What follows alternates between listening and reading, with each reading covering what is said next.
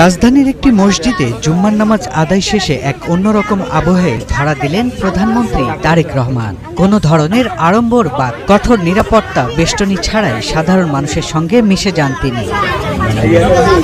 বিশেষ করে মসজিদ প্রাঙ্গণে উপস্থিত শিশু কিশোরদের সঙ্গে তার কুশল বিনিময় উপস্থিত সবার মাঝে ব্যাপক উৎসাহ ও উদ্দীপনার সৃষ্টি করে। নামাজ শেষে প্রধানমন্ত্রী মসজিদ থেকে বের হওয়ার সময় স্থানীয় শিশু কিশোর এবং অভিভাবকদের সঙ্গে বেশ কিছুটা সময় কাটান। তিনি শিশুদের লেখাপড়া, খেলাধুলা এবং ভবিষ্যৎ স্বপ্নের কথা মনোযোগ দিয়ে শোনেন। প্রধানমন্ত্রীর এমন আন্তরিকতায় উচ্ছ্বাসিত হয়ে ওঠে শিশুরা। উপস্থিত অভিভাবকরা জানান, রাষ্ট্রপ্রধানের এই সহজ সরল ভঙ্গি শিশুদের আত্মবিশ্বাস জোগাতে বড় ভূমিকা রাখবে। প্রত্যক্ষদর্শীদের ভাষ্যমতে জুম্মার নামাজের এই আয়োজনে প্রধানমন্ত্রীর চলাফেরায় কোনো বাড়তি জাঁকজমক বা কঠোর নিরাপত্তার বলয় চোখে পড়েনি।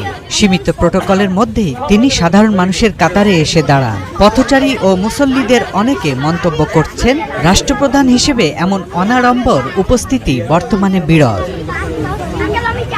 প্রধানমন্ত্রীর দপ্তরের অতিরিক্ত প্রেস সচিব আতিকুর রহমান রুমন জানান, সাবেক রাষ্ট্রপতি জিয়াউর রহমান ও সাবেক প্রধানমন্ত্রী বেগম খালেদা জিয়ার উত্তরসূরি হিসেবে তিনি জনগণের আস্থা ও ভালোবাসাকে সর্বোচ্চ অগ্রাধিকার দিয়ে কাজ করছেন। প্রধানমন্ত্রীর এই সহজ মেলামেশা এবং সাধারণ জীবনযাপন এখন রাজনৈতিক অঙ্গন ও সামাজিক মাধ্যমে আলোচনার কেন্দ্রবিন্দুতে পরিণত হয়েছে।